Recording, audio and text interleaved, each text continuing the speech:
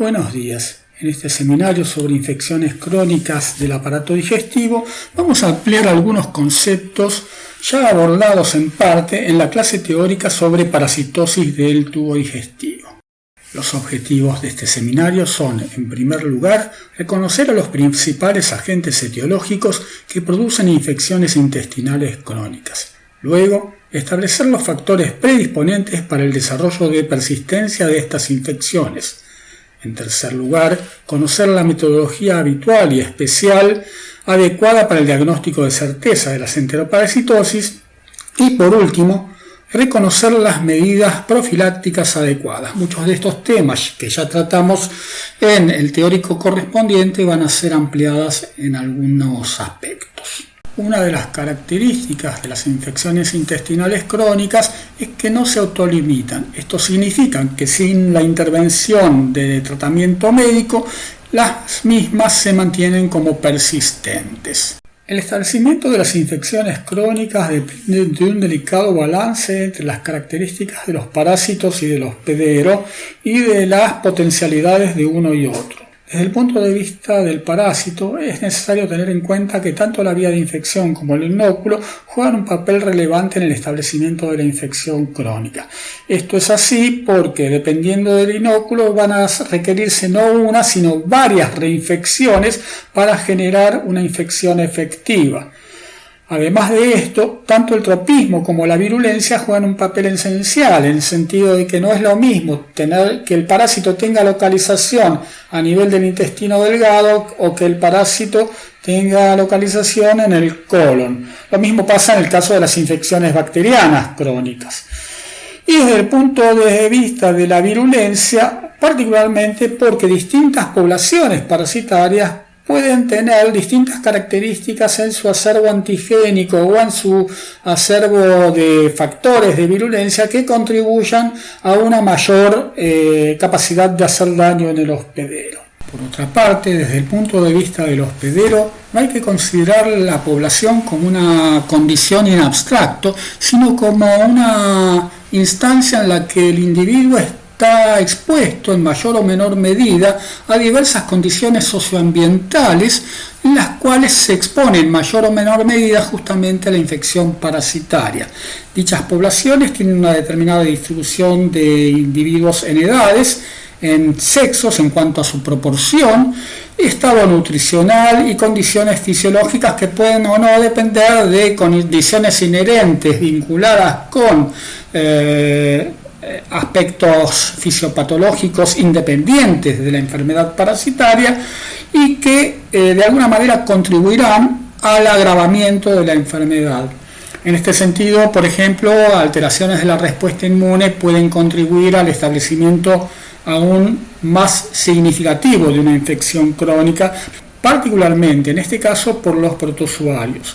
Y por último, también hay que considerar si esa población o grupos de individuos, o qué población o grupos de individuos dentro de esa población está siendo sometida a tratamiento con antibióticos que al alterar la flora intestinal pueden de alguna manera modificar las posibilidades de establecimiento de la infección parasitaria o dar lugar a que otras infecciones intestinales, particularmente bacterianas, tengan lugar. En este contexto, entonces, si el equilibrio entre el parásito y el hospedero se mantiene, el individuo se mantiene asintomático, en tanto que si el equilibrio se altera, se desarrollará patología que se manifestará a través de signos y síntomas. En el caso de las infecciones intestinales crónicas y particularmente en el caso de las infecciones parasitarias, los signos y síntomas más frecuentes son, como habíamos visto en parte en la clase teórica, la diarrea y los vómitos, a los cuales se suma, o de alguna manera estos están en parte englobados, particularmente los vómitos, en lo que se conoce como síndrome enteroparasitario inespecífico, que incluye también lo que se conoce como pesadez postprandial, es decir, una sensación de pesadez luego de haber ingerido alimentos. A esto se suma el hecho de que en los individuos que tienen infecciones crónicas parasitarias, la diarrea no es un fenómeno de carácter persistente, esta puede alternar con momentos de constipación relativamente prolongados. Aparte de estos signos de carácter intestinal, existen signos y síntomas extraintestinales. Estos incluyen algunos de los que ya vimos en la clase teórica, como la hipersensibilidad de tipo 1, la anemia, masa ocupante y obstrucción biliar, así como cuadros diseminados, cuya entidad dependerán de la especie parasitaria que infecta al hospedero y de la distribución o diseminación o no del parásito infectado. Remarcando lo mencionado en la clase teórica, la diarrea crónica corresponde a una alteración del ritmo evacuatorio por aumento de la frecuencia y o disminución de la consistencia. El volumen fecal es en general mayor a 200 gramos por día y su duración, y esto es fundamental, mayor a 4 semanas. La diarrea en términos generales es un signo que revela alteración de la digestión, de la absorción, de la secreción o de la motilidad intestinal. ¿Cuáles son los factores predisponentes para la prolongación de la diarrea? En primer lugar, reinfecciones frecuentes por el mismo patógeno o por patógenos diferentes, malnutrición, inmunodeficiencia o tratamiento inapropiado previo desde el punto de vista farmacológico. Esto último es muy importante porque de la historia clínica puede surgir que el paciente se ha automedicado en particular o le han prescrito una medicación inadecuada. En esta diapositiva se señalan las causas más frecuentes de diarreas crónicas no inflamatorias. Como podemos ver de la tabla, ninguna de ellas está vinculada con procesos de tipo infeccioso. Además, solo las dos últimas están vinculadas o asociadas a procesos patológicos, sean esta enfermedad celíaca o neoplasias. Por otra parte, la mayor parte de ellas se debe a algún tipo de tratamiento farmacológico, sea por laxantes, antiácidos con magnesio,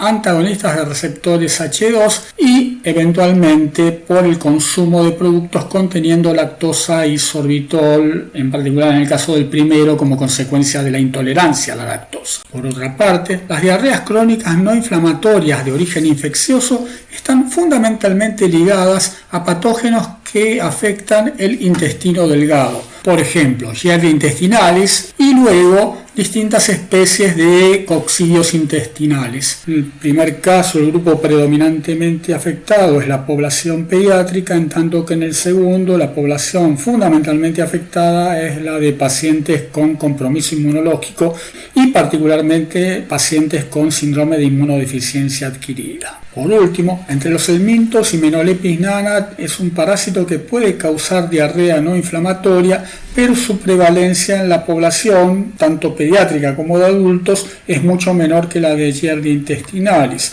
Esto importa a la hora de considerar la diarrea crónica esteatorreica porque se requiere diagnóstico diferencial entre ambas especies. Como agente etiológico causal de diarreas crónicas no inflamatorias no puede dejar de mencionarse Escherichia coli enteroagregativa, que particularmente afecta a tanto niños desnutridos como adultos HIV positivos, así como niños, y que genera una diarrea acuosa y mucosa, entendiendo por mucosa una diarrea que puede tener moco pero no tiene leucocitos en su composición, por lo tanto no es una diarrea inflamatoria. Habrán leído en la diapositiva anterior que agentes etiológicos que en primera instancia pueden causar diarrea acuosa, dicha diarrea puede devenir en malabsortiva a medida que transcurre el tiempo. Como recordarán, esto se asocia a un proceso de atrofia vellositaria que da lugar al impedimento de la absorción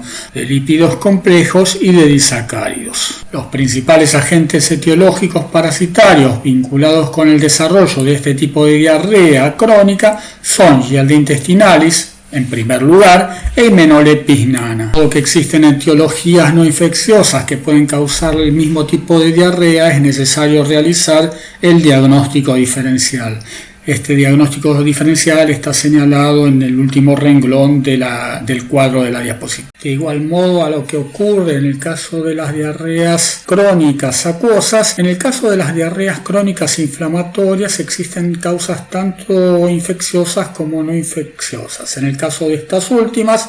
las principales etiologías son la enfermedad de Crohn y la colitis ulcerosa, que aparentemente tienen su origen en procesos inflamatorios. inflamatorios. Se desconoce si estos están vinculados con procesos asociados a fenómenos de tipo autoinmunitario o a procesos derivados de desbalance de la flora intestinal que contribuyen al establecimiento de una respuesta inflamatoria como consecuencia de la pérdida de los circuitos T regulatorios a nivel de la mucosa intestinal. En cuanto a las diarreas inflamatorias de origen infeccioso parasitario, hay que considerar en primera instancia protozoarios como entamoeba histolítica, que si bien no es endémico en nuestro país, en algún momento se han reportado sospecha de amebosis como consecuencia del hallazgo de elementos parasitarios, pero el diagnóstico de certeza nunca pudo ser realizado. Sin embargo, esta sospecha debe mantenerse en el caso, y debe confirmarse obviamente, en el caso de pacientes que provengan de México o Perú, donde esta parasitosis es endémica. La sospecha está vinculada con la presencia de moco, pus y sangre en la materia fecal de un individuo procedente de esas regiones. Por otra parte, desde el punto de vista de las infecciones bacterianas, son dos los agentes etiológicos prevalentes que pueden dar lugar a diarreas crónicas inflamatorias de tipo infeccioso bacteriano, justamente. En primer lugar, Campylobacter, una bacteria que se aloja en el intestino delgado y causa una enterocolitis. Esta bacteria en general se adquiere como consecuencia del consumo de carnes inadecuadamente cocidas, sean estas carnes de aves o carnes de vacunos.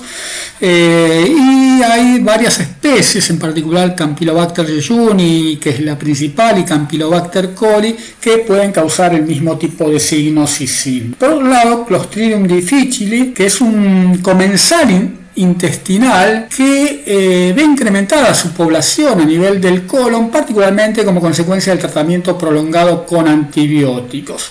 Este tratamiento antibiótico en general desplaza la flora bacteriana habitual y contribuye a que Clostridium difficile sobrecrezca y produzca lo que se conoce como colitis pseudomembranosa. En estas condiciones, en general, la suspensión del tratamiento antibiótico lleva a la resolución de la patología. Menos frecuente es la diarrea inflamatoria por Trichuris trichiura, un nematode que se localiza en el colon, particularmente en la porción rectosigmoidea, y da lugar a la pérdida de sangre como consecuencia de la intrusión de lancetas del parásito en la mucosa intestinal. De hecho, para que ocurra una diarrea inflamatoria, la carga parasitaria tiene que ser relativamente elevada. En esta diapositiva se señalan las características del síndrome enteroparasitario inespecífico. Hay que señalar que en el primer recuadro hay que agregar diarrea, que puede ser seguida de constipación en forma variable durante el tiempo, y que la mayor o menor expresión de este síndrome enteroparasitario inespecífico, como dice en el recuadro inferior, depende de las posibilidades de reinfección del paciente, particularmente en el caso de niños, y de la carga parasitaria que estos niños puedan albergar. En esta diapositiva se señalan las especies parasitarias más frecuentemente asociadas al desarrollo de síndrome enteroparasitario inespecífico. Los enteroparásitos en general, con la excepción de Enterobius vermicularis, acá señalado como Oxyurus, desarrollan este tipo de síndrome, y dentro de los que lo desarrollan, la mayoría corresponde a nematodes intestinales, realicen o no realicen ciclo de luz. Es relevante mencionar, como dato que figura en la diapositiva, el hecho de que tanto Taenia solium como Strongyloides stercoralis pueden transmitirse por autorreinfección. En realidad no es que pueden transmitirse, pueden causar o dar lugar a un aumento de la carga parasitaria, esto en el caso de Strongyloides, o dar lugar como consecuencia de la autoinfección a una entidad clínica completamente diferente a la patología intestinal, es decir, el individuo desarrollará un cuadro sistémico con afectación de músculo, tejido celular subcutáneo y particularmente sistema nervioso central, en lo que se conoce como neurocisticercosis. A diferencia de esto, en el caso de Strongyloides stercoralis, las reinfecciones suelen ocurrir como consecuencia de procesos de inmunodepresión, en cuyo caso puede haber diseminación sistémica, o puede desarrollarse hiperinfección, en cuyo caso los órganos afectados son el intestino delgado y el pulmón. La enterobiosis es la enfermedad causada causada por Enterobius vermicularis, un nematóide históricamente conocido como Oxyurus vermicularis. Es uno de los enteroparásitos más frecuentes en la Argentina y esta alta frecuencia tiene que ver fundamentalmente con el grupo poblacional blanco, que en general es la población pediátrica, y con la forma de transmisión, algo de lo cual ya habíamos hablado anteriormente. En el caso de Enterobius vermicularis, la transmisión es directa como consecuencia de un rápido ciclo de desarrollo, particularmente del huevo inmaduro al huevo maduro, y por el hecho de que los huevos maduros son depositados por la hembra en la región perianal. El resultado de esto es que, como consecuencia del desconocimiento o la carencia de normas de profilaxis por parte del niño, asociado esto a los signos y síntomas que el niño padece, da la posibilidad de que el niño recoja en sus manos una gran cantidad de huevos. Esto debido al prurito perianal que la infección produce como consecuencia de una reacción de hipersensibilidad inmediata. ¿A qué da lugar esto? En primer lugar, a un proceso de autoinfección. Eventualmente, con un desconocimiento de pautas de higiene, el niño puede eventualmente llevarse las manos a la boca después de haberse rascado la cola y por lo tanto autoinfectarse. Esa autoinfección da lugar a un aumento de la carga parasitaria.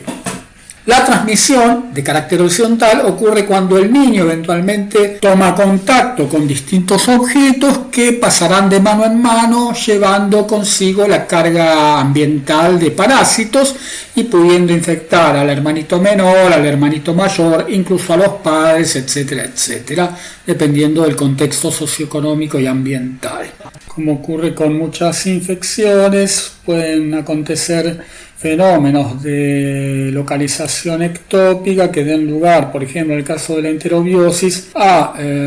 apendicitis como consecuencia de la transposición de adultos de Enterobius hacia el apéndice y dar lugar entonces al arrastre bacteriano y siembra bacteriana del apéndice, o vaginitis en el caso de las niñas por la cercanía del orificio anal y la vagina. En estos casos hay situaciones en las que incluso se llegan a formar hasta lesiones granulomatosas. En esta diapositiva remarco el hecho de que muchas enteroparasitosis pueden dar lugar a manifestaciones extraintestinales. Si bien en lo que sigue solo vamos a hablar de las manifestaciones generalmente asociadas a infecciones por helmintos, hay que tener en cuenta que incluso protozoarios como Cryptosporidium parvum y como Entamoeba histolítica pueden causarlas. En caso de Cryptosporidium parvum, porque puede dar lugar a una colangitis esclerosante en pacientes con síndrome de inmunodeficiencia adquirida, y en el caso de Entamoeba histolítica puede dar lugar a localizaciones extraintestinales como consecuencia de la lesión de la mucosa y su diseminación por vía hemática a diversos órganos, de los cuales el hígado es uno de los principales órganos blancos, en el cual causa una suerte de pseudoabsceso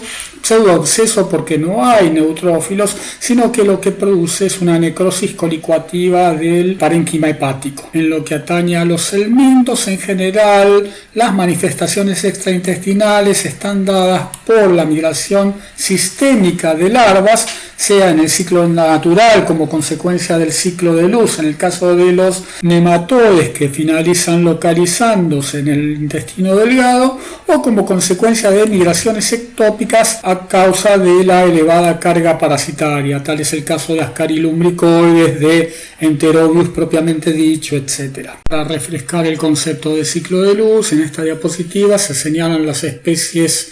parasitarias que lo desarrollan, así como las características de la vía de infección para cada una de estas. En suma, todos los helmintos que realizan ciclo de luz se localizan en el intestino delgado, sea que ingresen por vía oral o por vía percutánea. Es importante señalar acá que esta diseminación por vía sistémica hasta llegar al intestino delgado no corresponde a una diseminación ectópica, sino que forma parte del ciclo natural. Como consecuencia de la migración larvaria hacia pulmón desde el torrente circulatorio y particularmente como consecuencia del desarrollo a nivel pulmonar, se desarrolla lo que conocemos como síndrome de Leffler, del cual ya hemos hablado in extenso en la clase teórica. En esta diapositiva se señalan las principales características de este síndrome clínico. Tanto en la clase teórica como previamente en este seminario, mencioné la importancia de las localizaciones extraintestinales de muchos parásitos intestinales, particularmente de los helmintos. Es interesante y relevante particularmente la situación con respecto a Strongyloides stercoralis en el contexto de inmunosupresión, porque este parásito tiene mecanismos de autoinfección que están vinculados con el desarrollo de la larva filariforme a partir de las larvas rhabditoides que la hembra va liberando y que de hecho libera como elemento de diseminación hacia el medio ambiente. ¿Cuáles son las condiciones de inmunosupresión y qué es lo que ocurre como consecuencia de inmunosupresión asociada a la infección por strongyloides? En primer lugar, hay que tener en cuenta que esta infección, particularmente en el contexto de la enfermedad crónica, es prácticamente críptica. Hay muy pocos elementos parasitarios, es decir, larvas rhabditoides que son eliminadas con las heces. El parásito en general no causa una patología ostensible más allá de esa atrofia vellositaria que puede dar lugar a ateorrea que va y viene, pero la realidad es que desde el punto de vista de la infección un paciente puede permanecer infectado sin tener significativas manifestaciones clínicas que orienten al diagnóstico. Cuando hablo de muchos años pueden ser hasta 10 o más años. ¿Qué ocurre cuando acontece inmunosupresión y cuáles son los agentes inmunosupresores que pueden dar lugar a fenómenos de reactivación con riesgo para el paciente? En primer lugar, el uso de drogas inmunosupresoras como los corticosteroides. Recordarán que estas moléculas tienen un esqueleto básico de ciclopentano peridroferantreno, que es la estructura básica de cualquier corticosteroide. Justamente una estructura de carácter similar lo tiene la ecdisona. La ecdisona es una hormona de la muda, es decir, de la maduración entre estadios larvarios, producida por los artrópodos como por los nematodes, de manera tal que el tratamiento con corticosteroides mimetiza a la ecdisona y da lugar a que las larvas rhabditoides, que son las larvas que se diseminarían en el medio ambiente, se diferencien a larvas filariformes que pueden reingresar a través de la mucosa intestinal y reinvadir por lo tanto la mucosa o eventualmente diseminarse. Otras condiciones clínicas que pueden dar lugar a la autoinfección son la inmunosupresión asociada a trasplante de órgano sólido y trasplante de médula ósea, en particular si claramente están vinculadas con el tratamiento con corticosteroides, y la infección por el virus linfotrópico de células T de tipo 1 que causa una enfermedad que se conoce como mielodisplasia o paraparesia espástica tropical. Este virus además es conocido por la producción de linfomas y leucemias de células T del adulto. Las causas de la paraparesia aparentemente están dadas porque, dado que el virus puede infectar células T y estas células T ser reclutadas hacia la médula espinal, en el contexto de la médula espinal aparentemente no estarían vinculadas con la respuesta antiviral, sino que desencadenarían una importante respuesta de tipo inflamatoria. Esto dentro del contexto de lo que se hipotetiza como mecanismo patogénico de la paraparesia espástica trópica. Entonces, en el contexto de los procesos iatrogénicos que llevan a la inmunosupresión o de la infección por un agente viral que causa inmunosupresión, se pueden dar dos cuadros clínicos: o un síndrome de hiperinfección que afecta predominantemente a aquellos órganos que habitualmente son infectados durante el ciclo natural, tales como el pulmón durante el ciclo de Luz o el intestino delgado, situación en la cual hay una carga parasitaria mucho más elevada, o la infección diseminada que implica la migración de las larvas filariformes a distintos órganos, entre ellos el hígado, el páncreas, el sistema nervioso central, lo cual da lugar a que, como consecuencia del arrastre en la cutícula de la larva de bacterias que se encuentran en el intestino, se puedan producir procesos de sepsis a posteriori. Es en este contexto entonces en que hay que pensar en infección por Strongyloides stercoralis, en pacientes oriundos de área endémica, estén o no domiciliados actualmente en ella, y desde el punto de vista del diagnóstico, el diagnóstico de hiperinfección o de infección diseminada se hace mediante la identificación del parásito, el estadio larvario o filariforme del parásito, en materia fecal, en esputo, en lavado bronquioalveolar y en líquido cefalorraquídeo, dado que la carga parasitaria es alta en estas condiciones. Como consecuencia de lo precedente, los siguientes criterios deben ser considerados al momento de evaluar la posibilidad de un trasplante y que deben ser aplicados al receptor. En primer lugar, dado que la carga parasitaria es baja, los estudios convencionales no son adecuados para detectar la infección, salvo por supuesto que haya sido previamente inmunosuprimido, pero justamente es lo que no queremos hacer, es decir, inmunosuprimir antes de saber si el paciente tiene una infección de carácter crónica y subpatente o no patente directamente. Por lo tanto, es necesario realizar la búsqueda del parásito con técnicas de mayor sensibilidad, por ejemplo, el cultivo en agar nutritivo y la técnica de Baerman, que tiene como objetivo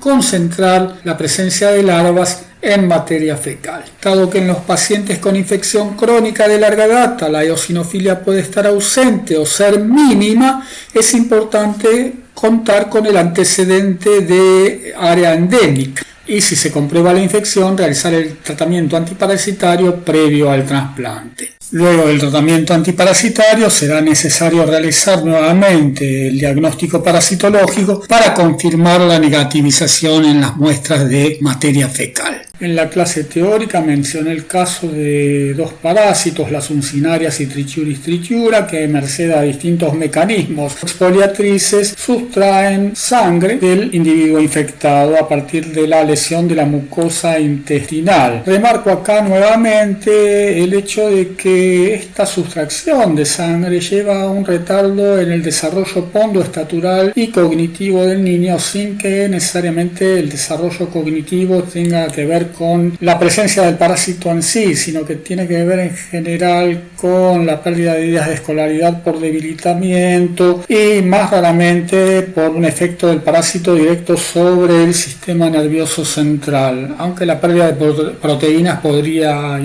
estar involucrada en parte en eso. Haya ocurrido antes o durante la gestación, la infección materna da lugar a un aumento de la prematurez, da lugar a la posibilidad de mortinatos y da lugar a una disminución del peso del niño al nacer. Por lo tanto, la infección materna tiene efectos deleterios significativos sobre el producto de gestación. Por último, en el adulto en general, la anemia suele causar astenia, es decir, cansancio, y palpitaciones, es decir, aumentos en la fuerza y frecuencia de los latidos cardíacos. Como último ejemplo de las condiciones clínicas a las que puede llevar la infección parasitaria crónica, resalto el de Ascaris lumbricoides que ya vimos en el contexto de la clase teórica. ¿Por qué lo resalto? Porque es fundamental un concepto aquí, particularmente en el caso de este nematoide y de tantos otros, en el sentido de que la infección no ocurre como consecuencia de la multiplicación parasitaria en el hospedero, ni ocurre como consecuencia de la autoinfección, cual es el caso de Enterobius vermicularis, o incluso en el caso de los protozoarios, como el caso de Giardia o Entamoeba, sino que ocurre lisa y llanamente como consecuencia de la reinfección a partir de un medio ambiente que está contaminado con heces, como consecuencia de las empobrecidas condiciones sociales en las que muchas personas viven y se desarrollan, a causa de la distribución desigual de la riqueza. En este contexto, las personas y particularmente los niños se infectan y reinfectan repetidamente, dando lugar al aumento de la carga parasitaria intestinal, lo cual puede llevar a los cuadros de obstrucción intestinal y abdomen agudo, que es una urgencia de tipo clínico quirúrgica y de la cual ya hablamos en la clase teórica. En las próximas diapositivas vamos a ver cuáles son los abordajes para los diagnósticos presuntivo y de certeza, y en este último caso, cuáles las instancias en las cuales es suficiente aplicar técnicas convencionales y cuándo se requieren técnicas especiales de diagnóstico parasitológico. Como he mencionado en varias ocasiones, independientemente de la etiología, sea esta o no infecciosa, el diagnóstico presuntivo se basa en la recolección de datos epidemiológicos a través de la anamnesis, en la categorización e identificación de los signos y síntomas del paciente a través de pruebas semiológicas y de los datos recabados en la historia clínica a través del interrogatorio y mediante estudios de laboratorio o de diagnóstico por imágenes. En cuanto a la enteroparasitosis, los datos relevantes incluyen la edad, la residencia o viaje a zonas endémicas, el hecho de que el paciente o los pacientes tengan una vivienda carente de agua potable y de cloacas, es decir, red de agua potable o bomba de por lo menos 100 metros de profundidad y cloacas, disposición inadecuada de residuos orgánicos, lo cual lleva a la atracción de vectores mecánicos tales como moscas y cucarachas que pudieran luego dispersar a partir de estos residuos e incluso de la materia fecal si no hay cloacas, elementos parasitarios o incluso bacterias hacia alimentos eventualmente. El consumo de vegetales o carne insuficientemente cocida, en el caso de vegetales crudos, que pudieran contener, en el caso de los vegetales, quistes u ooquistes, y en el caso de las carnes crudas, quistes tisulares, la escasa higiene personal y el hacinamiento. Todos estos factores claramente configuran un entorno social que está ligado a la pobreza. Desde el punto de vista de la clínica, ¿qué es lo que hay que tener en consideración? Si el paciente tiene síndrome enteroparasitario inespecífico, si manifiesta alteraciones en la constitución de la materia fecal desde el punto de vista de la presencia de sangre, de presencia de grasas, de presencia de moco y leucocitos, y si el paciente manifiesta signos de desnutrición o anemia, tanto evaluados desde el punto de vista semiológico, por ejemplo, la palidez de mucosas y de piel, y desde el punto de vista del laboratorio evaluado mediante hematocrit. Desde el punto de vista de la signosintomatología extraintestinal, determinar si existe alguna alteración de carácter hepático, pulmonar o cutánea que pudieran sugerir o localizaciones extraintestinales o migración, por ejemplo, de larvas hacia el pulmón o algún tipo de manifestación alérgica que junto con los signos y síntomas asociados a disfunción del aparato digestivo pudieran sugerir que dichos signos y síntomas alérgicos están vinculados con la patología intestinal, en cuyo caso se podría sospechar de una patología intestinal que se asocia a un componente alérgico. En este último caso habría que hacer diagnóstico diferencial entre la posibilidad de que el paciente manifieste alguna enfermedad de índole parasitaria con componente alérgico o que presente alergia a algún tipo de alimento. Desde el punto de vista de los estudios de laboratorio, son importantes el hemograma, ya que permite detectar si el paciente presenta anemia y particularmente en el caso de los helmintos o eosinofilia periférica, y determinar la presencia de grasas mediante técnicas cualitativas como la detección de glóbulos de grasa en materia fecal mediante la tinción de Sudan 3, colorante que permite la observación microscópica de glóbulos de grasa teñidos de un color amarillo pálido, o la detección semicuantitativa de grasas en materia fecal mediante la técnica de esteatocrito, que consiste en la separación de fases acuosa, grasa y sólida mediante un proceso de centrifugación de la materia fecal. Esta última técnica tiene una sensibilidad y especificidad mayores al 95% y un valor predictivo positivo de alrededor del 90%. Es necesario tener en cuenta para la consideración de estos valores que en general el esteatocrito no puede ser mayor al 2,1%, si bien esto puede variar de acuerdo a la región del planeta y del consumo de grasas habitual. Por lo tanto, debe considerarse con esteatorrea toda persona en la cual el porcentaje de grasas en materia fecal sea mayor al 2,1% volumen en volumen. Es necesario señalar acá que en general esta prueba se emplea fundamentalmente para determinar la capacidad absortiva de grasas por parte de individuos que tienen fibrosis quística, que afecta particularmente el páncreas, con lo cual las enzimas pancreáticas vinculadas con la absorción de grasa se encuentran en general limitadas en su producción. Es decir, este método es una adaptación para el estudio de estatorrea en enteroparasitosis de un método previamente empleado para el estudio de pacientes con fibrosis quística. Como mencioné en la clase teórica sobre enteroparasitosis, el diagnóstico enteroparasitológico se basa esencialmente en la recolección de muestras seriadas de materia fecal.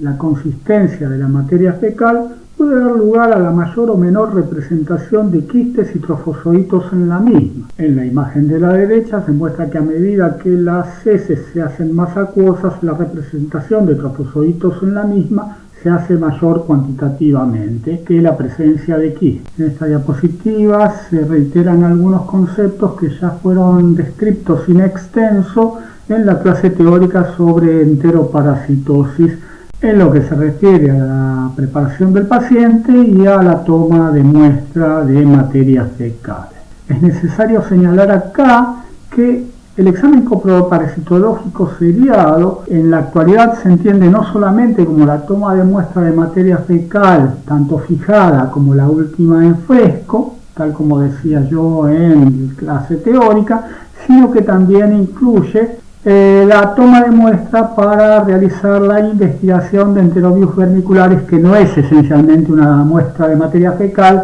sino que corresponde al desarrollo de la prueba seriada de Graham-Garagouth. En esta diapositiva también se reflejan algunos conceptos ya vertidos en la clase teórica y se agrega en el último día la posibilidad de procesar los trofozoitos de manera tal de fijarlos con fijadores que fijan a los trofozoitos sin deteriorarlos estructuralmente, como por ejemplo alcohol polivinílico, señalado por PBA,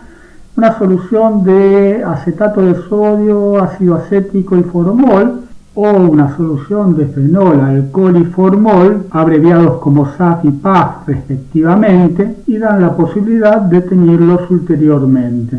Esta diapositiva resume gráficamente el método de procesamiento de muestras para la investigación de enteroparásitos, tanto en lo que hace a la recolección de la muestra como en lo que hace al método de concentración de la muestra para la observación final microscópica. Para mayores detalles los remito a la clase teórica de enteroparasitosis y al libro de referencia Parasitosis Humana de Botero, ediciones cuarta o quinta. Esta diapositiva ilustra mediante microfotografías los hallazgos que pueden observarse mediante el diagnóstico microscópico, sea en muestras en fresco o mediante muestras fijadas y coloreadas. En las imágenes de la izquierda, arriba podemos ver quistes de Giardia intestinales en los cuales se observa estructura interna, particularmente restos de laxostilo, un huevo de Hymenodepis nana con la oncosfera en su interior, una larva rhabditoide de Strongyloides cercoralis, en la cual con la flecha se señala el primordio genital, y un trofozoito de una ameba, cuya identificación definitiva como ameba histolítica dependerá de la posibilidad o no de realizar estudios ulteriores, como por ejemplo la tinción que demuestre la presencia de eritrocitos en el interior del citoplasma, o estudios que impliquen la caracterización de isoenzimas o del genoma del parásito. Sin embargo, como una primera aproximación, si la muestra fue tomada en fresco, es particular la direccionalidad del movimiento del trofozoito de entamoeba histolítica, es decir, el trofozoito no se mueve erráticamente, a diferencia de las amebas comensales intestinales, que en general se mueven de forma errática, sin una dirección particular. Por otra parte, en las cuatro imágenes de la derecha se observan arriba un quiste de entamoeba coli teñido con Lugol. El Lugol es una solución iodo-iodurada de iodo de potasio que permite la visualización de vacuolas que tienen alto contenido de glucógeno. y abajo se observan coloraciones permanentes de trofozoitos a la izquierda y de ooquistes a la derecha de entamoeba histolítica y de Cryptosporidium parvum. En el caso de entamoeba histolítica, la tinción es una tinción tricrónica que muestra claramente en el trofozoito de la izquierda una gran cantidad de eritrocitos fagocitados. Y a la derecha se observa un ooquiste de Cryptosporidium, no se puede determinar si es Cryptosporidium hominis o Cryptosporidium parvum, teñido con la coloración de Kinshoon, que es una coloración análoga a la coloración de Ziehl-Neelsen para bacterias ácido-alcohol resistentes, pero que no requiere calefacción para su ejecución. En esta imagen se representan las técnicas empleadas para el diagnóstico de Enterobius vermicularis, que, como ya mencioné en la clase teórica, difieren en el caso de los niños y los adultos, fundamentalmente por las pilosidades perianales que se presentan en los adultos y que dificultan el desarrollo de la técnica mediante el procedimiento convencional. La técnica consiste en la recolección seriada de muestras de la región perianal empleando una espátula bajalenguas en la cual se ha adherido una cinta de celofán engomada con la cara adherente hacia el exterior, es decir, se hace un círculo adherente hacia la espátula y adherente a su vez hacia el exterior. Se adhiere la cinta engomada sobre un portaobjetos, se corta la cara que estuvo adherida a la espátula bajalenguas, con lo cual el segmento de cinta que fue empleado para recolectar la muestra termina haciendo las veces de un cubreobjetos. Esto permitirá luego la observación microscópica. El procedimiento mencionado se indica con la figura abajo a la derecha, en tanto que el material observado se puede identificar arriba a la izquierda con el subtítulo huevos de Oxyurus. Con respecto a la toma de muestras en adultos, mencioné en la clase teórica y acá se observa el material empleado para realizar lo que se conoce como escobillado perianal seriado. Reiterando, consiste en pasar en la región perianal gasas embebidas en agua o preferentemente en solución salina, solución fisiológica, que luego serán colocadas en un frasco, no necesariamente estéril, aunque en la figura se muestra un frasco de los de tipo de colección de muestra estéril que contiene formaldehído, que, como es habitual en estos casos, está diluido al 5% en agua o en solución fisiológica. Nuevamente aquí el objetivo es preservar la muestra hasta la finalización de la recolección de la muestra seriada. Al igual que en el caso del diagnóstico microscópico, el diagnóstico macroscópico permite hacer el diagnóstico de certeza. En esta diapositiva se observan en la parte superior dos proglótides, en el caso de la izquierda de Taenia saginata, en el caso de la derecha de Taenia solium. Difieren fundamentalmente en el hecho de que los proglótides de Taenia saginata presentan más de 12 ramas uterinas primarias, en tanto que los proglótides de Taenia solium presentan menos de 12 ramas uterinas primarias. De hecho, la identificación de la especie de Taenia mediante la visualización de las características de los proglótides es de fundamental importancia, ya que los huevos de ambas especies no tienen diferencias morfológicas. Y dado que los huevos de Taenia solium pueden dar lugar por procesos de autoinfección o de transmisión horizontal a cisticercosis, en particular a neurocisticercosis, que es una enfermedad grave, es necesario hacer el diagnóstico diferencial ante la sospecha de teniosis. Importa señalar acá que los proglótides de Taenia solium son eliminados junto con las heces, en tanto que los de saginata pueden ser eliminados junto con las heces, pero también ser eliminados espontáneamente debido a la musculatura que tienen los proglótides de Taenia saginata y que le permiten eventualmente franquear el esfínter anal. Abajo a la izquierda se muestran dos adultos de Ascaris lumbricoides, el macho de menor tamaño que la hembra y con el extremo posterior incurvado. Esto es en general una característica de los nematodes, en los cuales los machos tienen el extremo posterior incurvado y la hembra en la parte inferior con el extremo posterior recto. En el centro se observan adultos de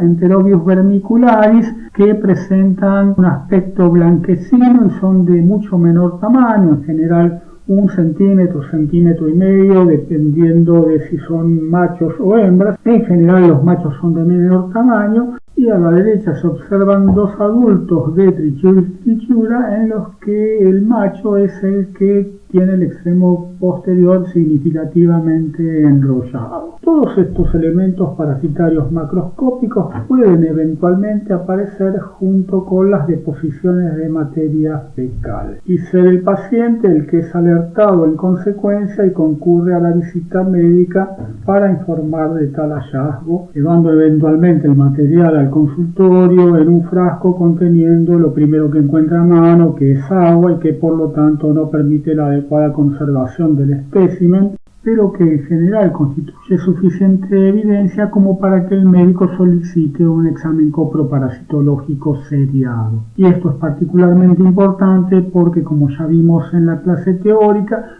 los individuos, particularmente la población pediátrica que suele estar infectada por una gran variedad de parásitos entéricos, entre otros Giardia y varios geohelmintos. En especial si se trata de población en riesgo, es decir, población carente de las condiciones mínimas necesarias desde el punto de vista sanitario. Aparte de las técnicas de diagnóstico convencional, existen técnicas de diagnóstico no habitual empleadas cuando hay una alta sospecha de infección parasitaria, pero en condiciones en que las pruebas convencionales no dan los resultados esperados, es decir, están dando negativas y probablemente se sospeche que son falsos negativos. Por ejemplo, en el caso de Giardia intestinalis se pueden emplear el aspirado duodenal o el enterotest. Este último consiste en hacer que el paciente trae una cuerda que en su extremo contiene una cápsula de gelatina. Esa cápsula de gelatina en algún momento se va a adherir a la mucosa intestinal y luego de un tiempo, en general 4 horas, se retrae el hilo y se coloca el contenido mucoso que se encuentra adherido a la gelatina sobre un portaobjetos que luego se tiñe convenientemente para observar el material. Otra técnica especial se puede emplear para el diagnóstico de entamoeba histolítica y hacer diagnóstico diferencial con la infección o con la presencia de entamoeba dispar, que es un microorganismo similar desde el punto de vista morfológico a entamoeba histolítica, pero no es patógeno. Y entonces la diferencia en cuanto a la infección se puede manifestar por la presencia de úlceras colónicas que son producidas por entamoeba histolítica, pero no por entamoeba dispar. Entonces, en ese contexto uno puede realizar biopsias colónicas y realizar la tinción con hematoxilina de eosino o con hematoxilina férrica para observar la presencia de las úlceras asociadas a la presencia de trofozoitos que permiten fácilmente identificar los eritrocitos fagocíticos. Eventualmente, en el caso de la infección por entamoeba histolítica, el diagnóstico serológico puede sugerir fuertemente, si los títulos de anticuerpos son elevados, que hay diseminación extraintestinal, y en particular esto es válido en el caso de sospecha de amebosis hepática. Por último, existen en algunos países, aunque no en el mercado argentino, kits que permiten la detección de antígenos parasitarios en materia fecal o que permiten la detección de ácidos nucleicos en este material. En particular, en el caso de antígenos, existen kits que permiten la distinción de infección por Giardia intestinalis, entamoeba histolítica y coccidios intestinales mediante pruebas de diagnóstico rápido basadas en inmunocromatografía. En esta diapositiva se esquematizan 2 métodos para el recuento de huevos. Esta metodología no solo es útil para el recuento de huevos de geohelmintos, sino también para el recuento de huevos de muchos helmintos tisulares, tales como fasciola hepática y Schistosoma manzoni. ¿Cuál es el fundamento de esta metodología? el hecho de que a partir del recuento de huevos uno puede estimar la carga parasitaria y a partir de esto establecer la gravedad o severidad de la infección. Existen dos métodos ampliamente empleados, uno es el método de Kato-Katz y el otro el método de Stoll. El primero consiste en colocar una muestra de materia fecal sobre un papel, luego colocar un molde de la forma de un portaobjetos que tiene un orificio central sobre un portaobjetos y desparramar la muestra de materia fecal sobre ese molde. Luego de extraído el molde queda un cilindrito de un determinado volumen sobre el portaobjetos, cilindro que se esparce y luego de lo cual se coloca un cubreobjetos habiendo colocado previamente unas gotas de colorante, en general azul de toluidina. Esto permite una más fácil distinción de los huevos. Se hace el recuento y luego mediante un factor de conversión que está vinculado con la consistencia de la materia fecal se determina la cantidad de huevos por gramo de heces. Por otra parte, el método de Stoll consiste en colocar 4 mililitros de la muestra de materia fecal en 56 mililitros de una solución de hidróxido de sodio y luego tomar con una pipeta graduada un cierto volumen que se coloca sobre un portaobjetos y se observan todos los huevos presentes en ese portaobjetos. Con un cálculo determinado se establece la cantidad de huevos por gramo de heces. Para dar una idea de la utilidad de estos métodos para determinar la carga parasitaria, en el recuadro inferior de la derecha se muestra la correlación de la carga parasitaria con la intensidad de infección, en particular para el caso de la uncinariosis. Ustedes ven que hay un factor de corrección o de correlación que en el caso de las uncinariosis o las uncinarias en general es el denominador 20, que indica que el número de adultos es equivalente o es igual al número de huevos por gramos dividido 20. Esto varía de especie en especie y tiene que ver con el conocimiento del número de huevos que cada especie es capaz de producir y eliminar en general en forma cotidiana. Es decir, estos estudios son de carácter eminentemente empírico. Mencioné previamente en este seminario el requerimiento para el diagnóstico de estrongiloidosis en todo paciente proveniente de área endémica tenga o no evidencias de eosinofilia. Esto es así porque, como les recuerdo, la estrongiloidosis puede ser subclínica y el diagnóstico subpatente. Esto último debido a la baja carga parasitaria que presentan los pacientes, particularmente en la infección crónica de larga edad. Por lo tanto, en estos casos es necesario emplear técnicas de mayor sensibilidad que las técnicas de diagnóstico convencional, tales como la concentración mediante métodos de sedimentación luego de un examen coproparasitológico seriado.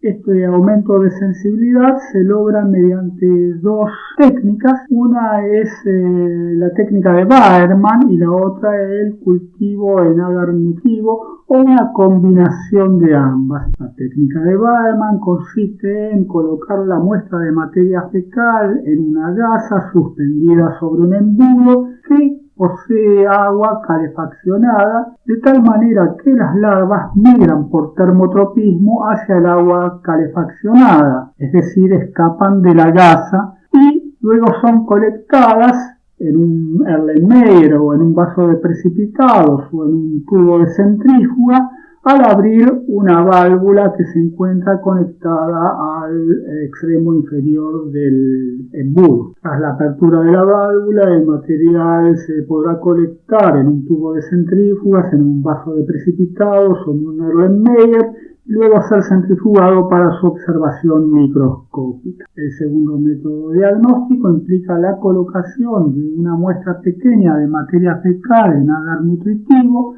ante lo cual las larvas rhabditoides de Strongyloides cercoralis migrarán y junto con esa migración llevarán consigo bacterias, con lo cual No se observarán colonias bacterianas de aspecto típicamente redondeado, sino trayectos aleatorios que sugieren la migración de la larva o de las larvas en el agar nutritivo. Se puede con mucho cuidado, dado la infectividad de la larva de Strongyloides, escoger el extremo distal de estos trayectos serpenteantes